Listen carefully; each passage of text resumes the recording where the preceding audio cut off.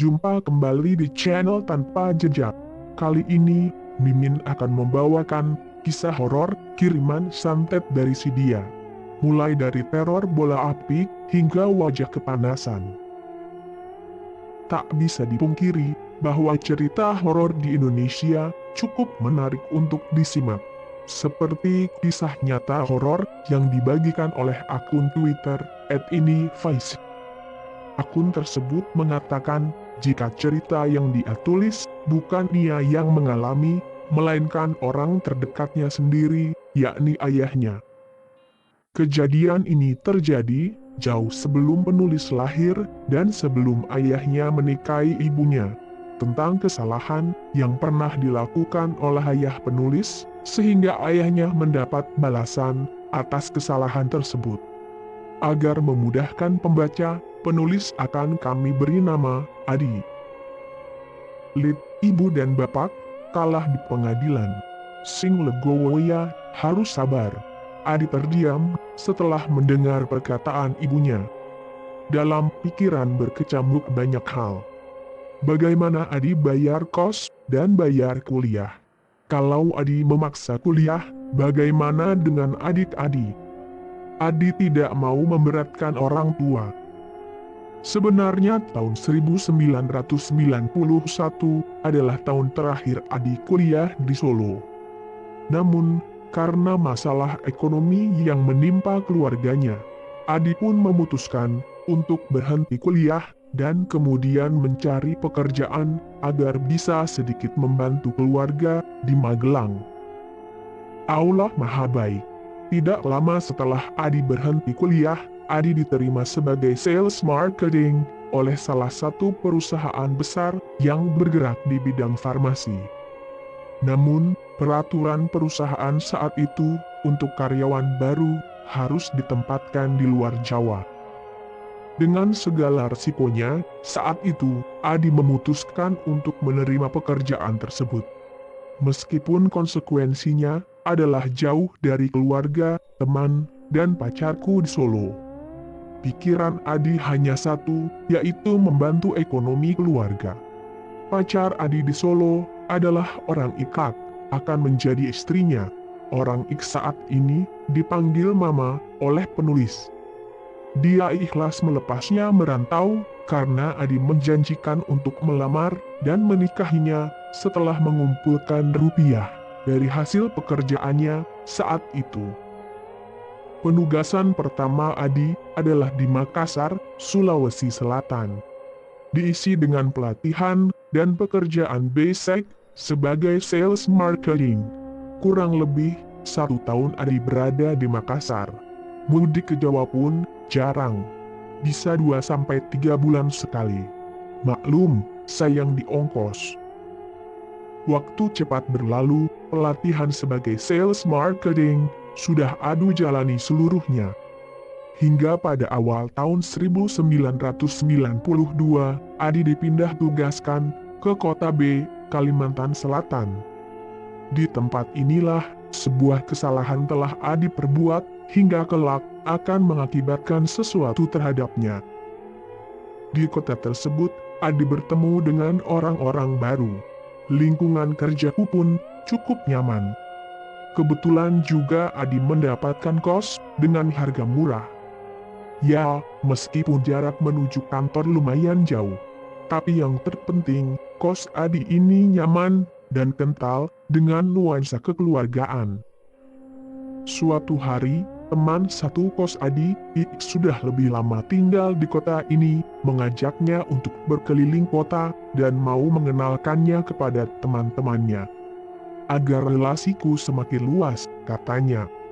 Adi menyanggupi ajakan teman kosnya. Setelah berkeliling kota, mereka berdua menuju ke salah satu restoran di pusat kota. Di restoran tersebut, sudah ada beberapa teman dari teman kosnya yang menunggu di dalam. Adi pun diajak bergabung dan berkenalan. Satu persatu ia berkenalan dengan mereka. Tidak terkecuali dengan perempuan, sebut saja bernama Wiwin.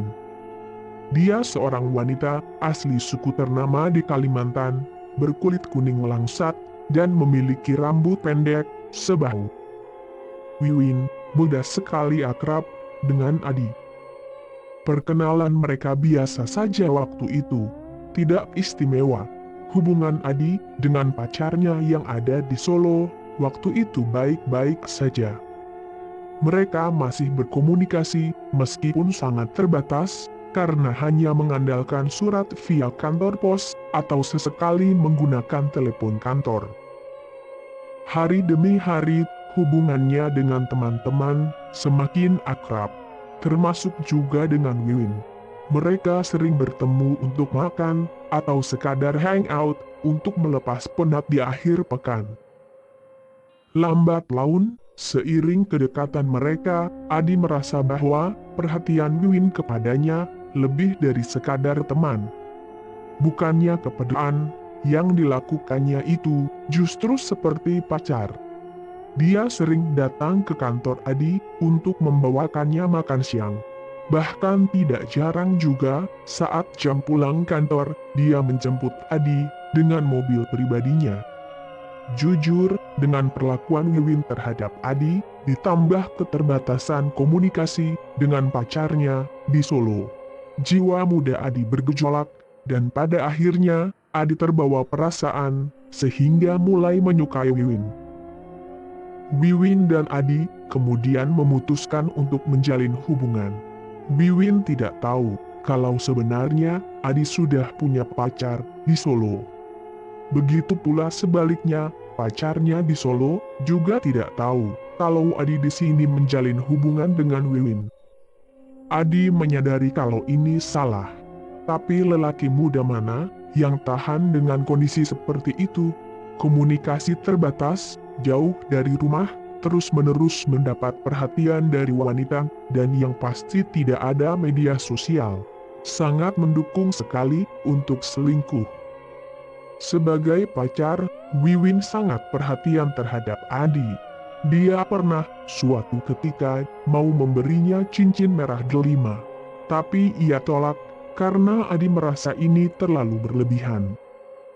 Jika dilihat dari perlakuannya, Wiwin mungkin saat itu sudah sangat menyukainya. Jujur, selama berpacaran dengan Wiwin, sebenarnya ada perasaan yang mengganjal dalam hati Adi. Mungkin rasa bersalah karena telah membohongi dua wanita. Sampai di satu titik, Adi harus memilih salah satu di antara keduanya. Adi tidak mau terus-terusan berada di posisi ini. Selingkuh, semakin lama seperti ini, maka semakin Adi menyakiti dua wanita ini. Hingga pada akhirnya, Adi memilih pacarnya di Solo.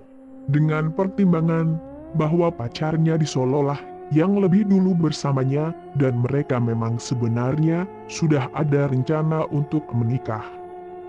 Sedangkan Wiwin hanyalah seseorang yang mengisi kekosongannya di perantauan.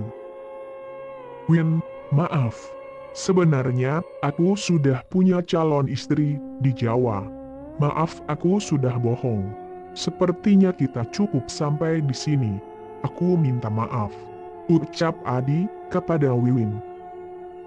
Wiwin hanya diam dan terlihat tidak ada raut marah atau benci. Adi pikir dia ikhlas menerima keputusannya. Ternyata aku salah.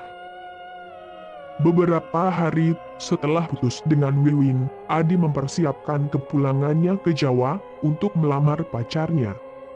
Namun ternyata, seminggu sebelum kepulangannya ke Jawa, terjadi hal aneh yang menimpanya. Waktu itu pukul 2 dini hari, Adi sedang menunaikan sholat tahajud di dalam kamar kosnya. Suasana hening, hanya suara angin dan jangkrik yang saling bersahutan. Namun, ketika Adi sujud di rakaat terakhir, terdengar suara ketukan dari jendela kamarnya. Sampai ia selesai sholat, suara ketukan itu makin keras terdengar. Tapi waktu itu, Adi tidak berpikiran macam-macam. Ia pikir itu teman kosku yang iseng, sehingga dibiarkan saja sampai Adi selesai berzikir. Setelah selesai berzikir, suara itu malah bukan lagi seperti suara ketukan, tapi seperti suara sesuatu yang menabrakkan diri menghentak ke arah jendela. Adi tidak bisa melihat keluar karena jendelanya tertutup tirai. Adi yang penasaran, kemudian bangkit dan berjalan mendekati jendela kamar, lalu membuka tirai. Betapa terkejutnya Adi jika di depan jendela kamar kosnya ada sebuah api yang melayang. Api tersebut kira-kira sebesar kepalan tangan orang dewasa. Warnanya merah menyala, seakan memaksa masuk ke dalam kamar kosnya melalui jendela. Namun, setiap kali api itu menabrakkan dirinya ke jendela, selalu mental, seperti tertahan sesuatu. Adi yang terkejut, berusaha membaca ayat kursi sambil menjauh dari jendela. Bersambung. Nantikan kisah selanjutnya.